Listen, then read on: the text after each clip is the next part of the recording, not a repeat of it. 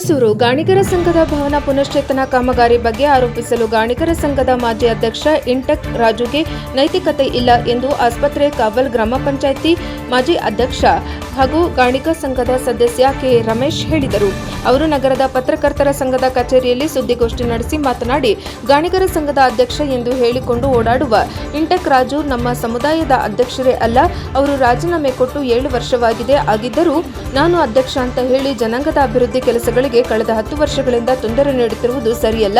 ಸಮುದಾಯ ಅಭಿವೃದ್ಧಿಗೆ ಎಲ್ಲರ ಸಹಕಾರ ಅಗತ್ಯ. ಆಸಕ್ತಿ ಶ್ರಮದಿಂದ ಸಮುದಾಯದ ಪ್ರತಿಯೊಬ್ಬರನ್ನ ಒಗ್ಗೂಡಿಸಿ ಸಂಘಟನೆ ಸದೃಢಗೊಳಿಸುವ ಮಹತ್ತರ ಜವಾಬ್ದಾರಿ ಎಲ್ಲರ ಮೇಲಿರುವಾಗ ಸಂಘದ ಪ್ರಮುಖರೇ ಜನಾಂಗದ ಅಭಿವೃದ್ಧಿಗೆ ತಡೆಯಾಗಿರುವುದು ದುರದೃಷ್ಟಕರ. ಸಮಾಜದ ಅಭಿವೃದ್ಧಿಗೆ ಸರ್ಕಾರ ಹಲವು ಸೌಲಭ್ಯ ಕಲ್ಪಿಸಿದ್ದರೂ ಅದನ್ನು ಬಳಸಿಕೊಳ್ಳದೆ ನಮ್ಮ ಜನಾಂಗ ಹಿಂದುಳಿದಿದೆ ಎಂದು ವಿಷಾದ ವ್ಯಕ್ತಪಡಿಸಿದರು. ಗಾಣಿಗರ ಸಂಘದ ಕಾರ್ಯಾಧ್ಯಕ್ಷ ಎಚ್.ಟಿ. ಬಾಬು ಮಾತನಾಡಿ, ವಿಶ್ವನಾಥ್ ಅವರು ಕೊಟ್ಟಿರುವ 20 ಲಕ್ಷ ಹಣ ದುರುಪಯೋಗವಾಗಿಲ್ಲ. ಜನಾಂಗದ ಪ್ರಮುಖರ ಒಪ್ಪಿಗೆ ಮೇರೆಗೆ 4 ಜನರ ಹೆಸರಿನಲ್ಲಿ ಹುಣಸೂರಿನ ಎಸ್ಬಿಐ ಬ್ಯಾಂಕ್ನ ಲಾಕರ್ನಲ್ಲಿ ಇದೆ ಎಂದು ಆರೋಪಕ್ಕೆ ಸ್ಪಷ್ಟನೆ ನೀಡಿದರು.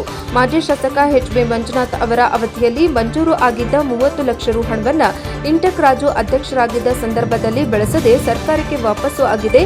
ಆದರೂ ತಮ್ಮ ಅವಧಿಯಲ್ಲಿ ಏನೂ ಕೆಲಸ ಮಾಡದ ಮಾಜಿ ಅಧ್ಯಕ್ಷರು ಇಂದಿನ ಶಾಸಕ ಜಿಡಿ ಹರೀಶ್ ಗೌಡರವರು ರಾಜ್ಯಸಭಾ ಸದಸ್ಯ ಎಚ್.ಡಿ. ದೇವೇಗೌಡರವರ ನಿಧಿಯಿಂದ 20 ಲಕ್ಷ ರು ಹಣ ಮಂಜೂರು ಆಗಿದೆ. ಭವನ ಪೂರ್ಣಗೊಳಿಸುವ ಇಂತಹ ಸಂದರ್ಭದಲ್ಲಿ ಕಾಮಗಾರಿ ಅಭಿವೃದ್ಧಿಗೆ ತೊಡಕು ಮಾಡುವುದು ಒಬ್ಬ ಜನಾಂಗದ ಮಾಜಿ ಅಧ್ಯಕ್ಷನಾಗಿ ಎಷ್ಟು ಸರಿ ಎಂದು ಪ್ರಶ್ನಿಸಿದರು. 60 ಲಕ್ಷ ರುನಲ್ಲಿ ಭವನ ಪೂರ್ಣ. ಶಾಸಕ ಜಿಡಿ ಹರೀಶ್ ಗೌಡ 20 ಲಕ್ಷ ರು, ಎಚ್. ವಿಶ್ವನಾಥ್ ಅವರಿಂದ 20 ಲಕ್ಷ ರು ಹಾಗೂ ಎಚ್.ಡಿ. ದೇವೇಗೌಡರ ರಾಜ್ಯಸಭಾ ನಿಧಿಯಿಂದ 20 ಲಕ್ಷ ರುನಲ್ಲಿ ಈ ಬಾರಿ ಗಾಣಿಗ ಸಂಘದ ಸಮುದಾಯದ ಭವನ ಪೂರ್ಣಗೊಳ್ಳಲಿದೆ ಎಂದು ಕಾರ್ಯದರ್ಶಿ ತಿಳಿಸಿದರು. ಸುದ್ದಿಗೋಷ್ಠಿಯಲ್ಲಿ ಸಂಘದ ಗೌರವಾಧ್ಯಕ್ಷ ಶಿವಣ್ಣ, ನಿರ್ದೇಶಕರಾದ ಎಂ. ಮಲ್ಲಿಕ್, ಸುರೇಶ್ ಶಿವಸ್ವಾಮಿ, ಬೈರಶೆಟ್ಟಿ, ಸೋಮಶೇಖರ್, ಚಂದ್ರಣ್ಣ, ಲಕ್ಷ್ಮಣ, ಮಾಜಿ ಖಜಾಂಚಿ ಮಹದೇವಸ್ವಾಮಿ, ನಂಜಾಪುರ ಸೋಮಶೇಖರ್ ಸೇರಿದಂತೆ ಸಮುದಾಯದ 30ಕ್ಕೂ ಹೆಚ್ಚು ಸದಸ್ಯರು ಹಾಜರಿದ್ದರು. ವರದಿ ಮಸೀಂ ಶರೀಫ್, ಪ್ರಜಾಪವರ್ ಟಿವಿ. ರಾಜೀನಾಮೆ ಕೊಟ್ಟಿದ್ದಾರೆ ಸರ್. ನಮ್ಮ ಗ್ರಾಮದ ಹುಣಸೂರು ಟೌನ್ ಗಾಣಿಗರ ಯಜಮಾನರು ಕೊಟ್ಟಿದ್ದಾರೆ. ಅವ್ರ ಮುಖಾಂತರ ಕಾರ್ಯದರ್ಶಿ ಕೊಟ್ಟಿದ್ದಾರೆ. 7/1/2019 4/1/19 ಕೊಟ್ಟರು. 7/1ಕ್ಕೆ ಅದು ಜಾರಿ ಮಾಡಿದ್ದಾರೆ. ಕಾರ್ಯದರ್ಶಿಯವರು ಮುಂದುವರೆದ ಕಾರ್ಯದರ್ಶಿಯಾಗಿ ಎಚ್.ಟಿ. ಬಾಬು ಇದ್ದಾರಲ್ಲ, ಅವ್ರ ಕೈಗೆ ಕೊಟ್ಟಿದ್ದಾರೆ. ಅವರು ಸಂಘದ ಯಜಮಾನರಿಂದ 2019 ನೀವು ತಿರ್ಗಾ ಯಾರು ಅಧ್ಯಕ್ಷ ಮಾಡಲೇ ಇಲ್ಲ. 2019 ಅವರ ಅವಧಿನೇ ಅದು. ಬೇರೆ ಯಾರು ಆಗಲಿಲ್ಲ.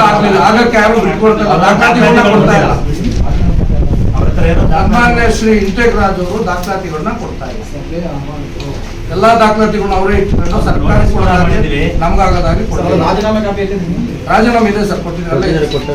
ನೀವೆಲ್ಲರೂ ನಿಮಗೊಂದು ತಪ್ಪಿಸಿದ್ವಿ ಸರ್. ಸುಮಾರು 10 ನೋಟಿಸ್ನ ಕೊಟ್ಟಿದ್ದೀವಿ. ಅದರಿಂದ ಕೊಟ್ಟಿದ್ರ ನಂತರ ಅದಕ್ಕೆ ಯಾವುದಕ್ಕೂ ನಿರ್ಧಾರ ಕೊಡ್ತಾ ಇಲ್ಲ. ಅದ್ರ ಬಗ್ಗೆ ಸ್ಪಂದಿಸ್ತಾನೂ ಇಲ್ಲ. ಅವರು ಅದರ ಕಾಪಿನ ಇಲ್ಲಿಗೆ ಹಾಕಿದ್ದೀನಿ ನಾನು. ಮುಂದೆ ರಿಜಿಸ್ಟರ್ ಪೋಸ್ಟ್ ಮುಖಾಂತರನೇ ಕೊಟ್ಟಿದ್ವಿ. ಅದಕ್ಕಿರುವ ದಾಖಲಾತಿಗಳ ಸಂಪೂರ್ಣ ದಾಖಲಾತಿಗಳೊಂದಿಗೆ ನಾವು ಲಗತ್ತಿಸಿ 8 ನೋಟಿಸ್ ಕೊಟ್ಟಿದ್ದೀವಿ. 8 ನೋಟಿಸ್ ಕೊಟ್ಟಿದ್ದೀವಿ. ದಾಖಲೆಗಳು ಕೊಡಿ ಅಂತ. ಈಗ ನಿಮ್ಗೆ 2 ಸಮಸ್ಯೆ ದಾಖಲಾತಿ ಕೊಡ್ತಾ ಇಲ್ಲ. ಸರ್ಕಾರಿ ಅನುದಾನಕ್ಕೆ 2018ರಲ್ಲಿ ಅನುದಾನಕ್ಕೆ ಕೂಡ ಸಹಕಾರ ಮಾಡಲಿಲ್ಲ ಅಂತ ವಾಪಸ್ ಹೋಗಿದೆ. ಅನುದಾನ ವಾಪಸ್ ಹೋಗಿದೆ, ದಾಖಲಾತಿ ಕೊಡ್ತಾ ಇಲ್ಲ ನಿಮ್ಗೆ. ಈಗ ದಾಖಲೆಗಳೆಲ್ಲ ಮೇಂಟೈನ್ ಮಾಡೋದು ಸೆಕ್ರೆಟರಿಗಳು ನೀವಲ್ವಾ? ಆದ್ರೆ ನಾವು ಸೆಕ್ರೆಟರಿ ಇವರು ನಾಗರಾಜ್ ಅವರ 21-25 ಸಂಘ ಗಾಣಿಗ ಸಂಘ 1999ರಿಂದ 2000 ಸ್ಥಾಪನೆ ಆಯಿತು. ಆ ಅಂದಿನ ಅಧ್ಯಕ್ಷರಾಗಿ ಚಂದ್ರಶೇಖರ್ ಅಧ್ಯಕ್ಷ. ಆ ಅಧ್ಯಕ್ಷತೆಯಲ್ಲಿ 1999ರಿಂದ 2007 ತನಕ 15 ತನಕ ಅವರೈತು. 2015 ತನಕ ಚಂದ್ರಶೇಖರ್ 14-15 ತನಕ ಅವರಿದ್ರು.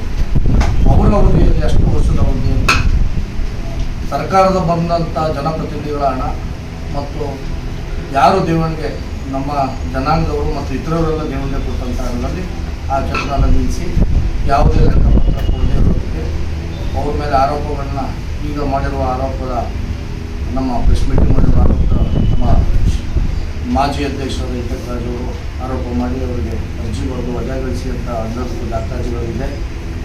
ಹಾಗೂ 2000 3/4/2016 3 ವರ್ಷಗಳ ಅವಧಿಗೆ ಇಂಟೆಕ್ ರಾಜ್ ಅವರಿಗೆ ಅಧ್ಯಕ್ಷತೆ ಇದೇ ಗಾಣಿಗ ಸಮಾಜ 3/4/2016 ಆ ಥರ ಆದರೆ ಅರ್ಧ ಆ ಕಡೆ ಆಗುತ್ತೆ, ಅರ್ಧ ಈ ಕಡೆ ಆಗುತ್ತೆ. ಅದರಿಂದ ಅದನ್ನ ನೀವು ಕೈ ಬಿಡೋದು ಸೂಕ್ತ ಅಲ್ಲ. ಆವಾಗ ನಾವು ಅದನ್ನ ಬಿಟ್ಬಿಡೋ ಕೈನ ನಾವು ಏನಂತ ಅಡ್ವಾನ್ಸ್ ಕೊಟ್ಟಿದ್ದೋ ವಾಪಸ್ ತಗೊಂಡು ತಗೊಂಡ ತಕ್ಷಣ ನಮ್ಮ ಸಮುದಾಯದವರನ್ನ ಮತ್ತೆ ನಾವು ಮೀಟಿಂಗ್ ಕೂಡಿದೋಣ 2025 ಅವ್ರು ಕಾವಿ ಆಗ್ತೀವಿ.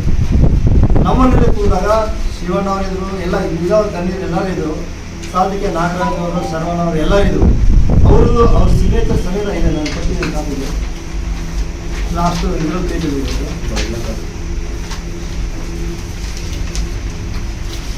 ಅದನ್ನೇ ಯಾವುದೇ ಜಾಗ ಸೂಕ್ತವಾಗಿ ಸಿಗ್ತಾ ಇಲ್ಲ. ಈ ರೇಟ್ಗೆ ಯಾವುದೇ ರೀತಿ ನಿಮ್ಗೆ ಅನುಕೂಲ ಆಗ್ತಾ ಇಲ್ಲ. ಆದ್ದರಿಂದ ಇದನ್ನ ಮುಪ್ಪತ್ತಾಗಿಟ್ಟಿರಿ. ನಮ್ಗೆ ಯಾವಾಗ ಕಾಮಗಾರಿ ಸ್ಟಾರ್ಟ್ ಆಗುತ್ತೋ, ಈಗ ನಮ್ಮ ಸಮಾಜದ ಯಾವ ಕೆಲಸ ಸ್ಟಾರ್ಟ್ ಆಗ್ತದೆ ಅನಿಸ್ಕೊಂಡು ಹೇಳಿದ್ದಾರೆ. ನಾವು ಎಲೆಕ್ಷನ್ನಲ್ಲಿ ಒಪ್ಕೊಂಡಿದ್ದಾರೆ ಅವರು. ಈ 3 ವರ್ಷ ಅವಧಿಗಿಂತ ಮೊದಲೇ ನಾವು ಎಲೆಕ್ಷನ್ ಎಮ್ ಎಲ್ ಆಗಿಂತ ಮೊದಲೇ ಇದನ್ನು ನಾವು ಪ್ರಸ್ತಾಪ ಮಾಡಿದಾಗ ಅದನ್ನು ನಿಮ್ಮಲ್ಲೇ ಇಟ್ಟಿರಿ. ನನ್ನ ಅನುದಾನ ಬಂದಾಗ ನಾನು ಮಾಡ್ಕೊಡ್ತೀನಿ, ಆದರೆ ಹೊರಗಡೆಯಿಂದ ನಾನು ದುಡ್ಡು ಹಾಕಿ ನಾನು ನಿಮ್ಗೆ ಕೆಲಸ ಮುಗಿಸ್ಕೊಡ್ತೀನಿ ಅಂತ ಅವ್ರು ಒಪ್ಕೊಂಡ್ಮೇಲೆ ಅದೊಂದು 2-3 ವರ್ಷ ತಳ್ತು, 2 ವರ್ಷ ತಳ್ತು. ಅದ ನಂತರ ನಾವು ಮಾತಾಡುವಾಗ ಆಯ್ತು, ಈಗ ನಾನು MP ಹತ್ರ ಮಾತಾಡಿದ್ದೀನಿ, ಏನೇಗೌಡ ಹತ್ರ ನೋಡಿ, ನಾನು ಫಸ್ಟ್ ಅಷ್ಟು ಗ್ರಾಂಟ್ ಅವ್ರ ಹತ್ರ ಹಾಕಿಸ್ಕೊಳ್ತೀನಿ. ನಂತರ ನಿಮ್ಮ ಗ್ರಾಂಟ್ನ 20 ಲಕ್ಷ ಇರೋದು ನನಗೆ ಹೇಳಿದ್ದೀನಲ್ಲ, ಅದು ನಾವು ಮೊದಲೇ ನಾವು 20 ಲಕ್ಷ ಕೊಡೋಕ್ಕೆ ಹೋಗಿದ್ದವ್ರಿಗೆ, ನೀವು ಕೆಲಸ ಸ್ಟಾರ್ಟ್ ಮಾಡಿಬಿಡಿ, ನಮ್ಮ ಹತ್ರ 20 ಲಕ್ಷ ಕ್ಯಾಶ್ ಇದೆ, ಅದಕ್ಕೆ ಇಲ್ಲ ಫಸ್ಟ್ ನಾನು ಗ್ರ್ಯಾಂಟ್ ಫುಲ್ ತೊಗೊಂಡಿದ್ದೀನಿ, ಕೆಲಸ ಸ್ಟಾರ್ಟ್ ಮಾಡಿದ್ರೆ ಯಾವುದೇ ಕಾರಣದಲ್ಲಿ ನಿಲ್ಲಿಸ್ಬಾರ್ದು. ನಾನು ನಿಲ್ಲಿಸಿರೋದು ನನಗೆ ಗೌರವ ಸಿಗೋದಿಲ್ಲ. ಒಂದ್ಸಲ ಸ್ಟಾರ್ಟ್ ಮಾಡಿದಾಗ ಆ ದುಡ್ಡು ನಾನು ತೊಗೊಳ್ತೀನಿ, ಅಲ್ಲಿವರೆಗೂ ನಿಮ್ಮಲ್ಲೇ ಇರಿ ಅಂತ ಹರಿಸ್ಕೊಟ್ರು. ಗಂಟಾಘೋಷವಾಗಿ ಸಮಾಜದ ಮುಂದೆನೇ ಹೇಳಿದ್ರು. ಹಾಗಾಯ್ತು, ಏನಾದ್ರು ತಿರ್ಗಾ ಮತ್ತೆ ನಾವು ಅದನ್ನು ಯಾವ ಸೂಕ್ತವಾದ ಪ್ಲೇಸ್ ಎಲ್ಲಿ ಇಡಿಸ್ಬೇಕು ಅಂತ ಕೇಳಿ ಎಲ್ಲ ಸಮಾಜದಲ್ಲೂ ಬ್ಯಾಂಕಲ್ಲಿ ಇಡ್ತೀವಿ, ಲಾಕಲ್ಲಿ ಇಡ್ತೀವಿ. ಅದು 20 ಲಕ್ಷ ಬ್ಯಾಂಕಲ್ಲಿ ವರ್ಷದ ಅವಧಿಗೆ ನಮ್ಮ ಬೈಲದ ಪ್ರಕಾರ 3 ವರ್ಷದ ಅವಧಿಗೆ ಅವ್ರನ್ನ ಅಧ್ಯಕ್ಷತೆ ಮಾಡಿ, ಆ ಅಧ್ಯಕ್ಷತೆಯಲ್ಲಿ 3 ವರ್ಷ ಅವಧಿಯಲ್ಲಿ ಏನಾಯಿತು ಅಂದರೆ ಮಾನ್ಯ ಶಾಸಕರು ಅವತ್ತು ಅಂದಿನ ಶಾಸಕರು ಹಾಗೂ 15 ಜನ ಕಾರ್ಯಕಾರಿ ಮಂಡಳಿ ನಿರ್ದೇಶಕರು ಒಳಗೊಂಡಿದ್ದು, ಅಂದಿನ ಶಾಸಕರು ಅವತ್ತು 30 ಲಕ್ಷ ದುಡ್ಡು ಕೊಟ್ಟರು ಅವರ ಅವಧಿಗೆ.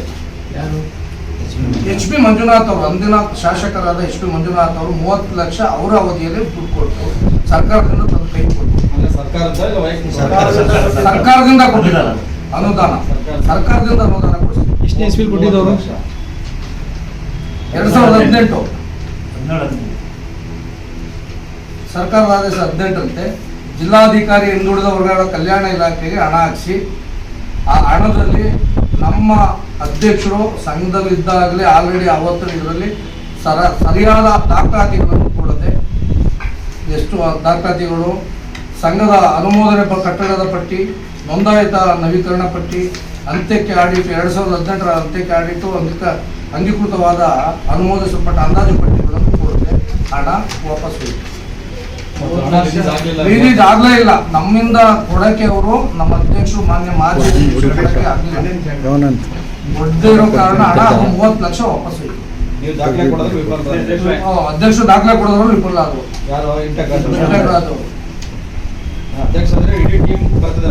ಹೌದು, ಇಡೀ ಟೀಮ್ ಬರುತ್ತೆ, ಅದ್ರಲ್ಲಿ ಜವಾಬ್ದಾರಿ ಅಧ್ಯಕ್ಷ ಅಲ್ವಾ.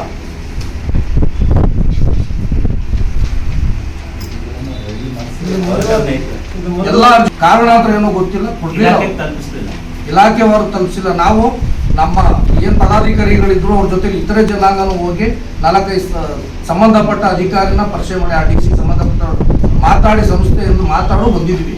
ಇವರು ಸಹ ಬಂದರು, ಆದ್ರೆ ದಾಖಲಾತಿಗಳನ್ನ ಒದಗಿಸ್ತಾರೆ. ಅದು ಹಣ ವಾಪಸ್ ಆಯಿತು. ವಾಪಸ್ ಹೋದ್ಮೇಲೆ 3 ವರ್ಷ ಆಯಿತು. 3 ವರ್ಷ ಆದಮೇಲೆ ಸಂಘ ಆಡಿಟ್ ಮಾಡಲಿಲ್ಲ, ವಾರ್ಷಿಕ ಮಹಾಸಭೆಯನ್ನು 3 ವರ್ಷದಲ್ಲಿ ಒಂದ್ಸಲ ರಿನ್ಯೂವಲ್ ಮಾಡಬೇಕು ಸಂಘನ, ರಿನ್ಯೂವಲ್ ಸಹ ಮಾಡಲಿಲ್ಲ ಇವ್ರ ಅವಧಿಯಲ್ಲಿ. 3 ಹೋಗಿ 9 ವರ್ಷ ಆಯಿತು. ಇವತ್ತು ನಾನೇ ಅಧ್ಯಕ್ಷ ಅಂತ ಹೇಳಿಕೊಂಡು ಪತ್ರಿಕಾ ಮಾಧ್ಯಮದಲ್ಲಿ, TV ಮಾಧ್ಯಮದಲ್ಲಿ ಹೇಳ್ಕೊಂಡು ಇದ್ದಾರೆ, ತಮಗೂ ತಿಳಿದಂಥ ವಿಚಾರಗಳು.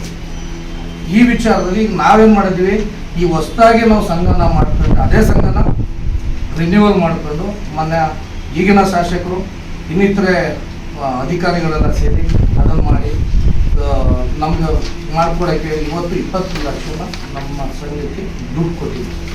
ಯಾವ ರೀತಿ ಸರ್ಕಾರದ ಇದರಿಂದ ಸರ್ಕಾರದಿಂದ